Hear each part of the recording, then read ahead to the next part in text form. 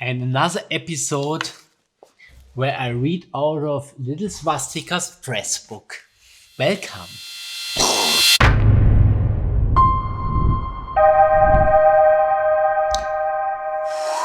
Hey you all, it's me Lilu and welcome back to this channel. So it's another fairy tale readout from Lilu about Little Swastika.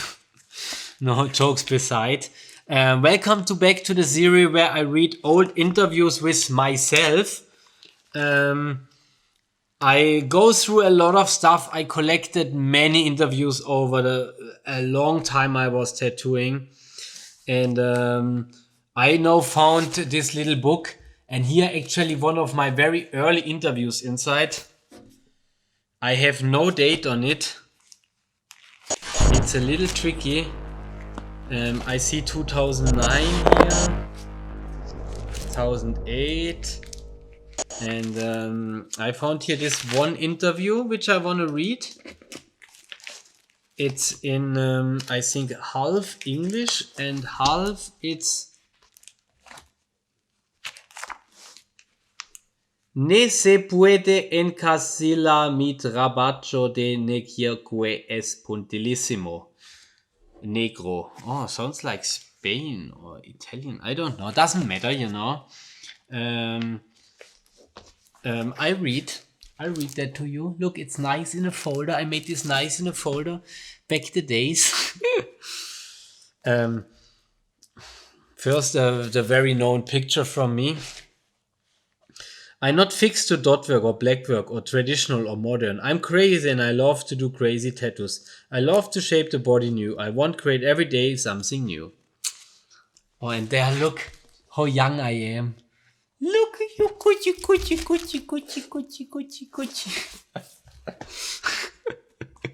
It's so crazy. When I see me in that time, I really remember that person. It's so crazy. And that's like a really old interview. I don't know from what time this interview is. Because I don't have the cover. And on that pages, there stand nothing from a date. So I have no idea. But from the tattoos, it must be very old. It must be, I don't know, very old. Like 14, 15 years, something like that. Tell us about your tattoos and your first experiments and technical improvisation. I started tattooing on myself when I was 14. I built machines with old razors and Legos and sewing needles. And at 18 I bought my first real machine on eBay. But I never thought about tattooing other people's. It was just to tattoo myself because I didn't have any money. I started tattooing other people's at 19 and I've been working full-time as a tattooist for 2 years. Yeah, so I was around 21 there. Then I learned all the technical stuff by myself. I tested everything and find what's right for me. I built my own machines and test them all with black ink in different techniques. No one tells me to do it this way or that way. I tested everything and use what I think is the best for me. I'm just a beginner and every tattoo gives me more practice. It's awesome. I'm getting faster and can make bigger stuff. I love doing big stuff. What is not a tattoo? When might it be bad to have a tattoo? For me, the quality is not important. Everything can be a tattoo and everything can't be a tattoo. I have a lot of crappy stuff on my body, mostly done by friends who have never touched a machine, but that tattoos are beautiful to me and more important than something else. Some tattoos remind me of a moment of life, fun, friends or love. I think every tattoo made with a good background is a good tattoo. If you only get a tattoo because it's trendy, then it's a bad tattoo. Or when you just get tattooed because everybody got tattooed. What do you think while you're tattooing? Normally I don't want to think too much when I'm tattooing. I think the real freedom is when you do something and don't think about it. It comes from my heart, not my head. It's something I feel. So we listen loud music, talk and have fun.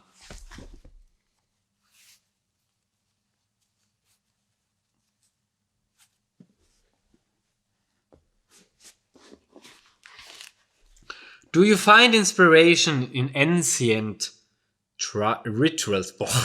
Do you find inspiration in ancient rituals?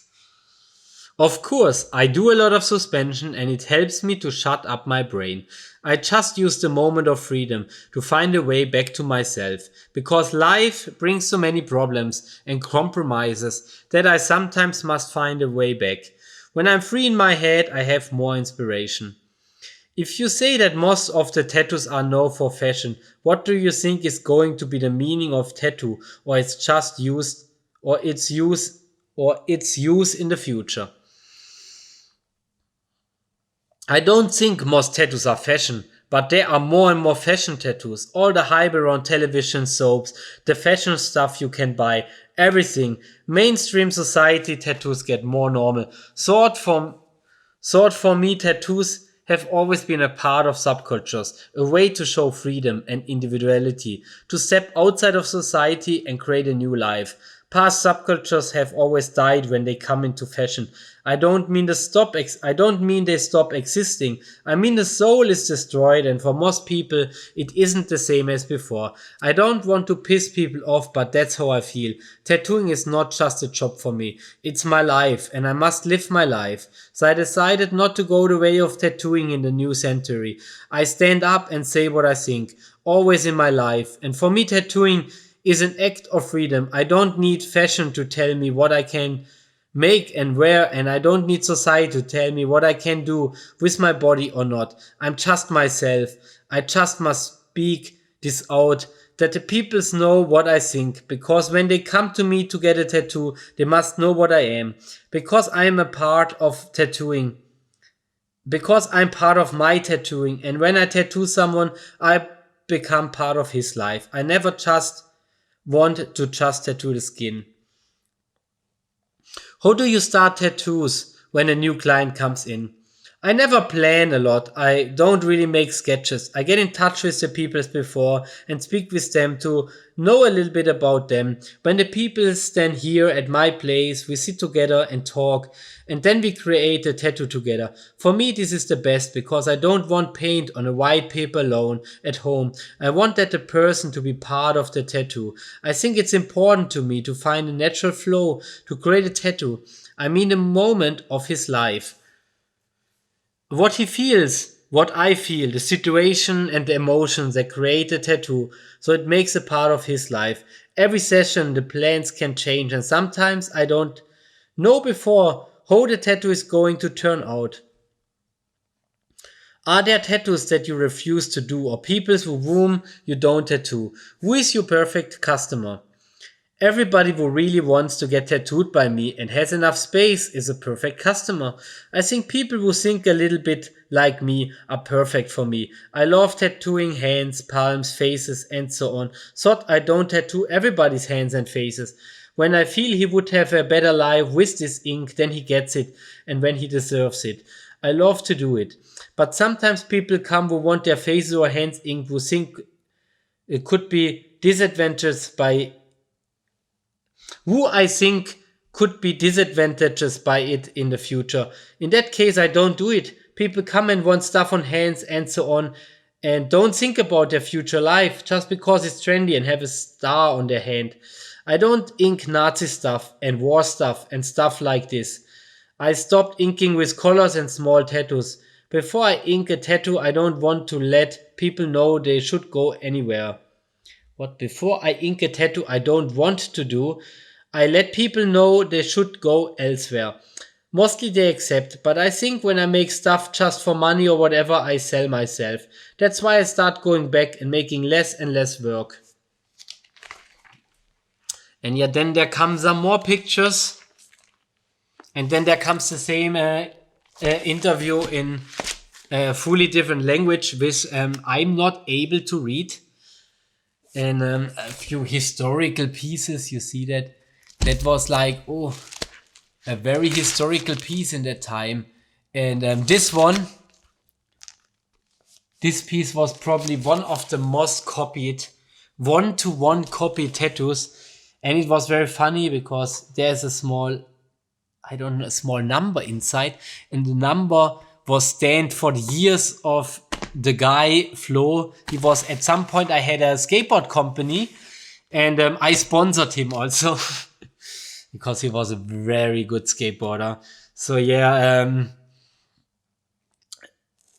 very crazy how people copy it 1-to-1, and they even copy that number from the years he was skateboarding out of it. And yeah, there are a few more tattoos I made in that time. And you see the sleeves of Mr. Adventure Rule flying swastika when he was a very, very little kid. And that was my very first back piece I ever finished. I think I tattooed roughly a year or something. And oh yeah, and look at me tattooing. Oi, oi, oi, oi, oi. You see, like, all naked. Oi, oi, oi. A few lines on the neck and on the ear. And I remember that time, that was also the time we've just finished my front and I got my back piece tattooed, and my back piece was very tough for me. I really have to say, it was really, really tough for me to get my back piece done. Then it was like kind of the last big parts. My legs and arms was already done. My front was done. There's another picture from me. Look, with the hooks in the chest. Very old one. And there we just started tattooing my neck, and I got the Urki Rekong, a Borneo symbol. I got it hammered by hand. Very painful.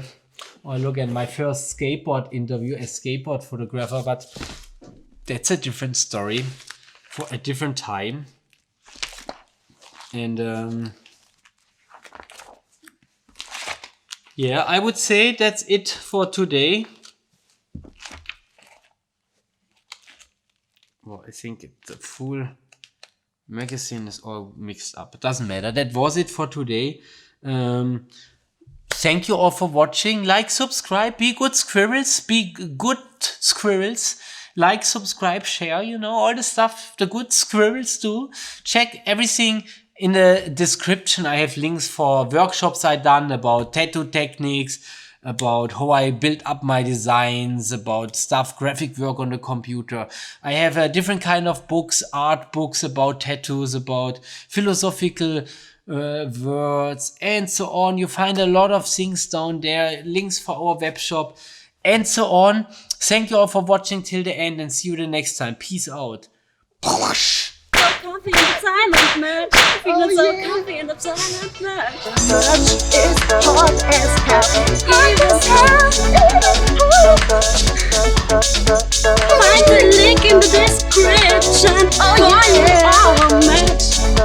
And art. Jewelry and print and art and stuff. We have everything just for you. Everything for everyone. Your needs will get satisfied. Doesn't matter what you like. Take it off from our shop, baby. Oh. Yeah.